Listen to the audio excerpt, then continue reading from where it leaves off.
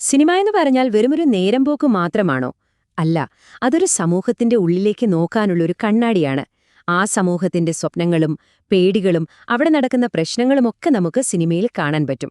അപ്പോൾ മലയാള സിനിമയുടെ ചരിത്രത്തിലേക്ക് നമ്മളൊന്ന് തിരിഞ്ഞു നോക്കുമ്പോൾ സത്യത്തിൽ നമ്മൾ കാണുന്നത് കേരളത്തിന്റെ തന്നെ ഒരു സാമൂഹിക ചരിത്രമാണ്.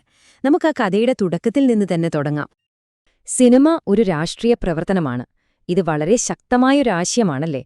നമ്മളൊന്ന് ആലോചിച്ചു നോക്കിയാൽ മലയാള സിനിമയുടെ ചരിത്രത്തിലെ ഓരോ സിനിമയും അതിറങ്ങിയ കാലഘട്ടത്തിന്റെ ഒരു രാഷ്ട്രീയ പ്രസ്താവനയായിരുന്നു എന്ന് കാണാൻ പറ്റും. ഓരോ ഫ്രെയിമിലും ഒരു കാലത്തിന്റെ കഥയുണ്ട്, അതിന്റെ പ്രശ്നങ്ങളുണ്ട്. അപ്പോൾ നമുക്ക് നേരെ മലയാള സിനിമയുടെ ആ തുടക്കത്തിലേക്ക് തന്നെ ഒന്ന് പോയി നോക്കാം. അതൊരു സാധാരണ സിനിമയുടെ റിലീസായിരുന്നില്ല. പിന്നെയോ, വരും ദശകങ്ങളെ മുഴുവൻ സ്വാധീനിച്ച ഒരു വലിയ ദുരന്തത്തിന്റെ കഥയായിരുന്നു അത്. നമ്മുടെ ആദ്യത്തെ സിനിമ വിഗതകുമാരൻ, അത് മണ്ട ജെ.സി. ഡാനിയൽ.